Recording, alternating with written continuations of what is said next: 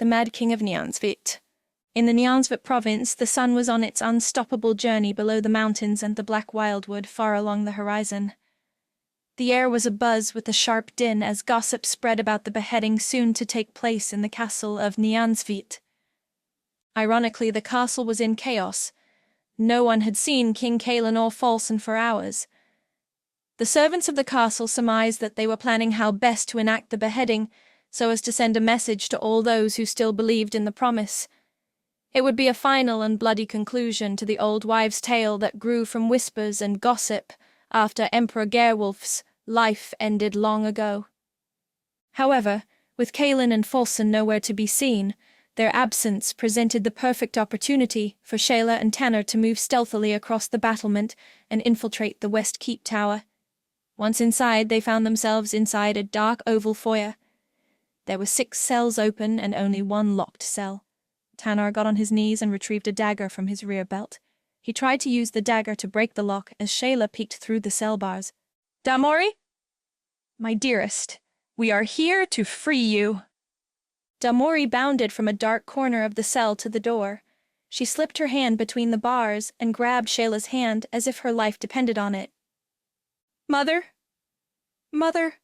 I was so worried about you," she exclaimed as she squinted in the darkness at Tanner until she recognized him. "Lord Tanner, no, are you both mad?" she cried out.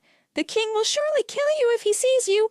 "Let him try," Tanner boasted, "and I will skewer him and gladly watch his bowels stain the marble floor."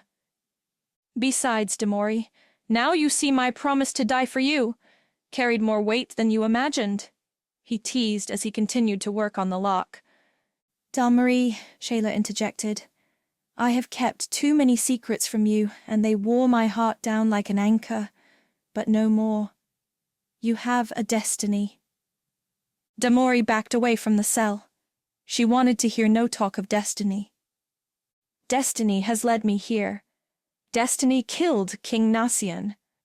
What more shall it ask of me?" "Nothing more." Shayla shook her head vehemently. "Damori, I want you to run from destiny. Run far from the torment of this place. Run from the injustices my weakness has allowed." Damori started to speak, but her eyes suddenly bulged as she focused on something in the darkness behind them. Shayla noticed the direction of her attention spun around behind her. There was Kalen approaching from the darkness. He shoved Shayla aside as 4 guards grabbed Tanner. Kalen smacks him in his head with a piece of timber, and the warriors wrestle Tanner to the ground. Falson, too, steps out of the darkness, sneering. Kalen wraps his massive hands around Shayla's neck and pins her against the wall. His slow burn is maniacal as his bloodshot eyes hold her gaze. He expected fear and cowardice. Instead, he saw hatred and anger. It shocked him and he loosened his grip. "Do it! Slay me, Kalen!" Shayla spat at him. "Slay me! End my suffering! You and that weasel stole my child.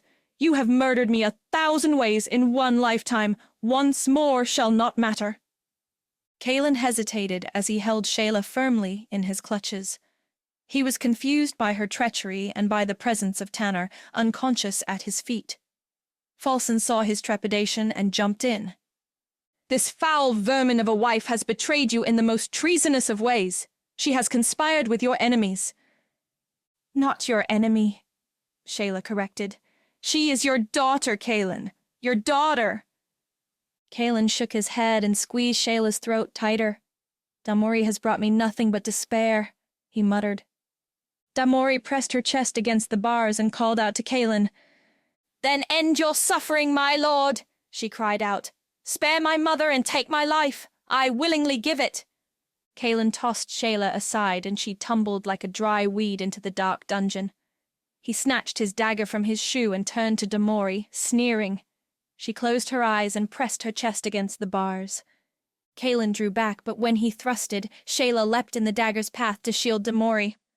The dagger brutally slid into her chest and she gasped hoarsely.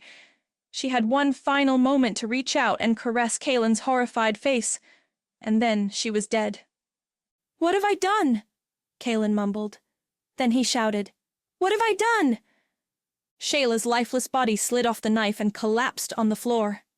Damori screamed as the thud of Shayla's body and a crack of her head against the stone floor was amplified by the cold, narrow corridors. Damori collapsed in a heap of sobs and mournful wails. The guards lifted Tana's unconscious body and took him away. Kaelin moved closer to the cell bars and spat at Damori. "You are poison!" He turned on his heels and marched off. Damori was horrified and her spirit was crushed. She felt a weight on her chest crushing the air out of her lungs. She gulped for air, but with a fresh breath all she could do was weep and suck in another gulp of air before she fainted. Falson watched and smiled happily, obtaining complete satisfaction from her torment. He'd won. He'd promised her he was better at this sort of gamesmanship, and he proved it. He knelt at the bars beside Damori with a smug look on his face. "You brought misery and shame to Empress Shayla," he said matter-of-fact. "When Mieko becomes my wife, you should kill yourself and spare her the same suffering." Falson snickered and left her alone in the dark cell, weeping. Guards pulled Tana's unconscious body to the center of the inner court and dropped him on the cold floor.